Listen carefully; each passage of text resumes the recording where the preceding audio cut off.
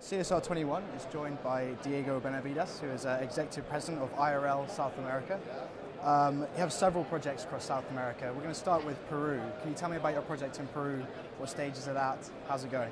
Sure, Ed. Thank you very much for the interview. And in Peru we have two projects. Our first project is Corihuarmi. That started in the year 2008. We have production of this year for 25,000 ounces. Small project, but still brings a check at the end of each month. This project will keep on till mid-2016. We are looking forward to expand it. Then we have our second project, which is really the company maker. It's called Oyachea. It's in the south of Peru, near the Lago Titicaca. Okay, and we've seen huge improvements in Peru in terms of investment, what it's like for ease of doing business, for example, and development. I mean, have you experienced that in your time since you've been there? I mean, what's it like to operate in Peru at the moment as a mining company? Well, absolutely. Peru is a very, very special place for investment. Peru, by history, it's a mining country. Basically, in Peru, we are now actually leading with Chile and Colombia, the greatest growth, and also having a lot of foreign investment. In Peru, we have over 260 mining companies operating, and basically some limitations we've had is with some companies that probably 10 or 12 that didn't know how to do their homework regarding community relations. Well, this brings us in nicely to community relations. I mean, it's so crucial in all over the world, really. I mean, you have local communities in southern Peru. I mean, can you tell us about them and how you're engaging with them?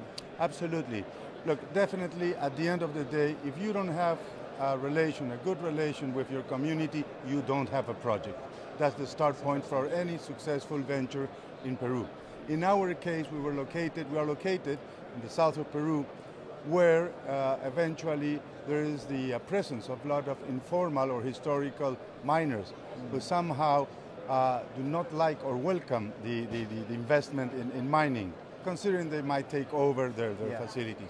In our community, which has around 3,000 people, we got in 5 years ago. That belonged to Rio Tinto, and we got the project, and we had to liaise with our community, and so we negotiated with them during 15 months, with all the respect that you can bring in, explain what were our objectives. And what we did were two very interesting things. First, we got an agreement with the community for 30 years for production, while the life of mine is just 10.